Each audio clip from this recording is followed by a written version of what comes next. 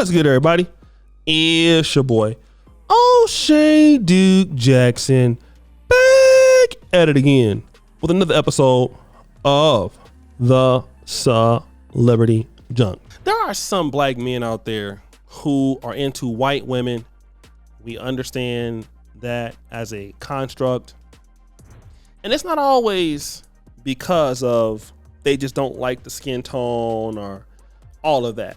Okay, there's different reasons. A lot of times when I've seen the black community, what I've seen, especially as brothers go to different colleges or go somewhere else, they get an experience that they're not used to. They have a different realm of understanding.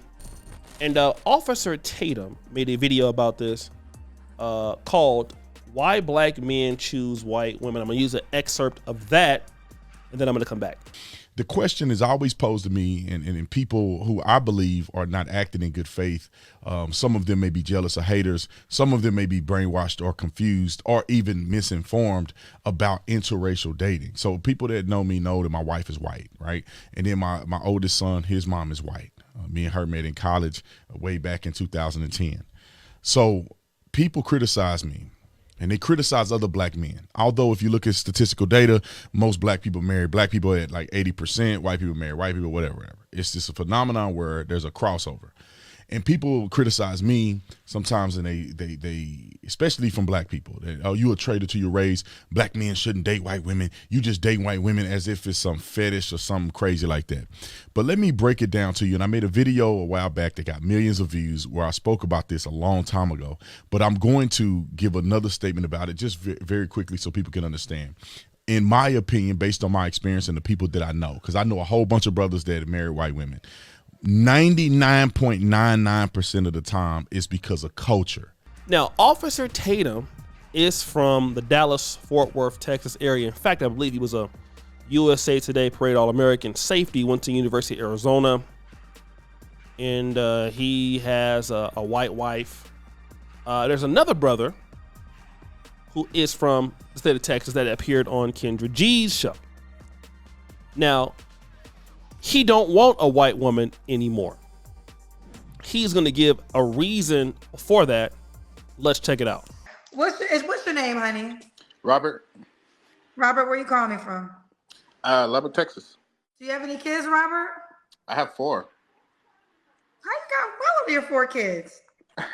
My oldest son, so I have 2 boys, 2 girls. My oldest son is 21. Oldest daughter just turned 18 on the 30th. My youngest son is 15. And youngest daughter is 11. 21, 18, 15, and 11.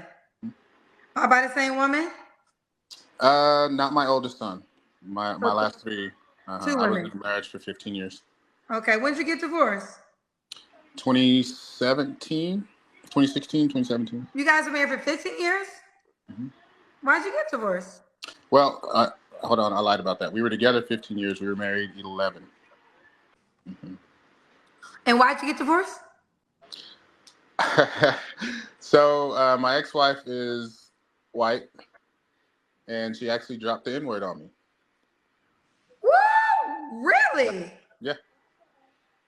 And all your kids, so you guys have kids together too, right? Yeah, we were cooking dinner, and there's a whole history behind it. But we were cooking dinner at the time, and she's always been so insecure. I actually took her from a guy. And she used to accuse me of all these other women before. I was a coach, and I'm very friendly. But yeah, we were cooking dinner and had a bit of an argument, and she dropped the N-word on me. The kids were sitting at the dinner table. And that was it for you? Of course. Oh my God! Were you shocked? Did you think she was that type of woman? I was heavily shocked. And matter of fact, I said, "What did you say?" Because I needed to hear it again. Ooh, child. Okay, well, ain't no argument there. I would have fought her for you if I was your cousin. I know that's right. If I was your cousin and not a public figure, and getting arrested wouldn't be bad for me, I would have fought her for you. Right. Pertaining to that, they want to know: was it what N word was it? The one with the A ending or ER. the ER? Huh? ER. The ER ending. Yeah. The ER ended? Yeah. Yeah. Yep. All my life I got to fight. So now, before we go any further, do you still date white women? I did one. I mean, I did one. I had one after my divorce. After that, it's just been black women. Black women. So do you have a preference or it doesn't matter to you? Black women. Black women. Okay, black women. All right, so let's do it. We got Robert, Texas, 41, works for the city of Tulsa. Dad of 4, by 2 women, was once married. What's your zodiac sign? Virgo. Virgo. All right, what kind of woman are you looking for? Whew. I would say, okay, so I'm going to give the high points of some experiences that I had. So definitely somebody who's respectable, someone who can comprehend, because I think a lot of conversations and or arguments, some comprehension is not taken in consideration, and so it's usually a one-sided type of situation. And also, it doesn't tall or short doesn't matter. I would say fit, but fit. Let's do the Kendrick Cam. Okay.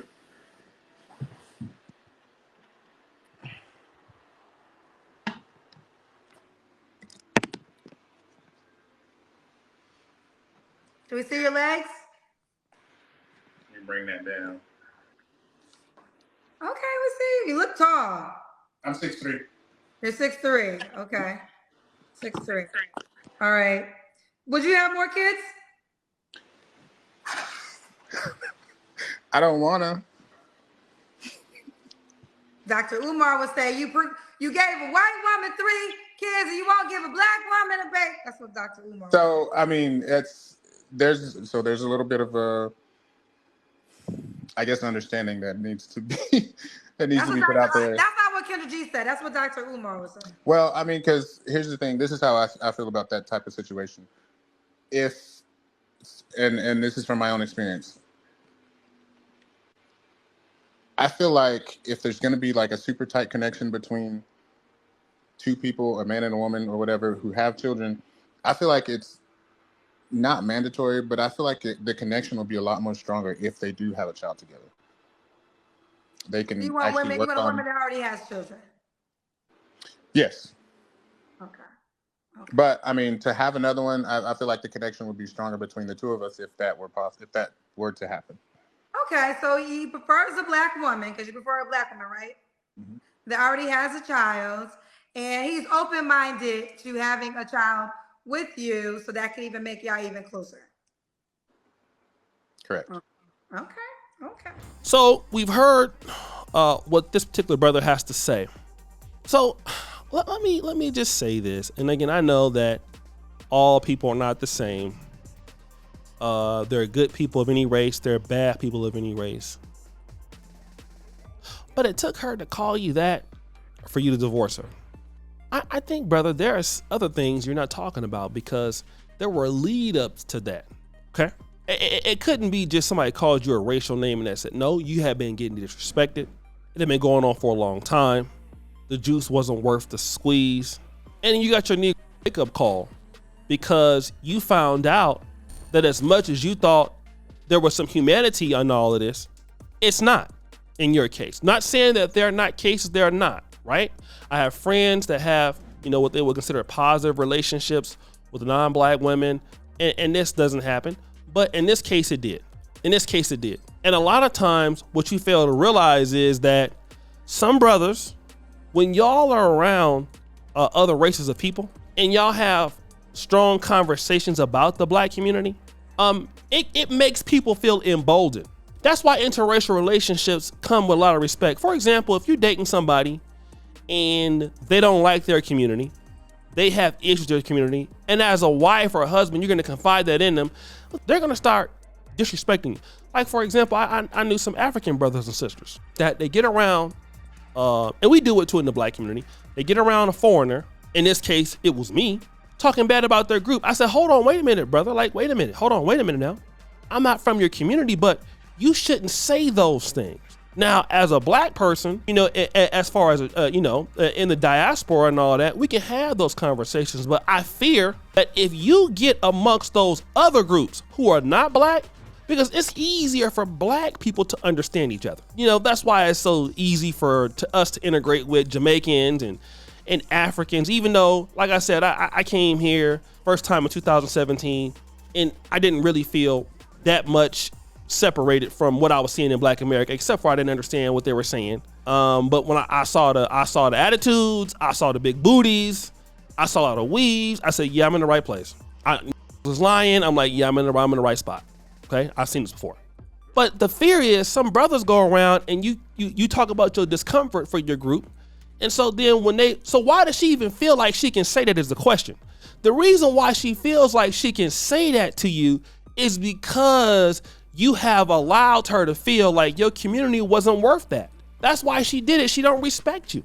And one of the reasons why a lot of times you see some black men go through this in interracial relationships is because y'all be telling them all our business like that. Okay? And we gonna have problems.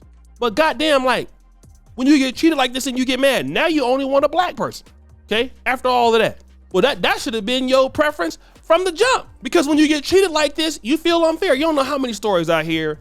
You know, I'm over here in Africa. They go to Arab lands, Oman, Saudi Arabia, Dubai, racist. Oh, now it's racism. Okay, you go to London, you get mistreated.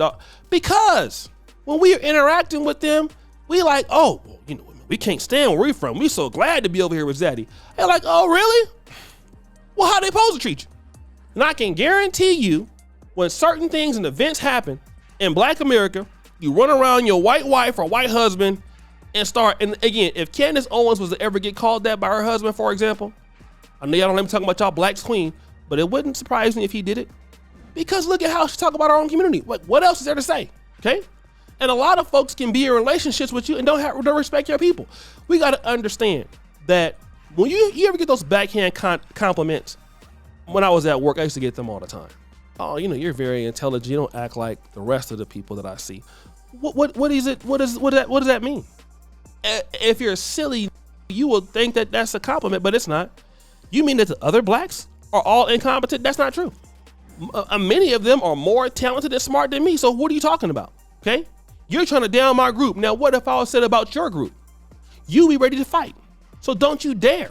But no, some of the people want to believe, yeah, I'm a good. And then no, they don't respect you either, bro. They don't like you either. And so when they come back to you with that same energy, now you're upset. Now you're mad. How could you? Who do you think you are? All that's racist. Now you want to come back to the Black community. And then when they look at you as a joke, you get upset. Don't get upset. So guys, what do you think? It's your boy O'Shea Duke Jackson back at it again with another episode of the Celebrity Junk. Appreciate you for all that you do. Subscribe to the bell. We're out.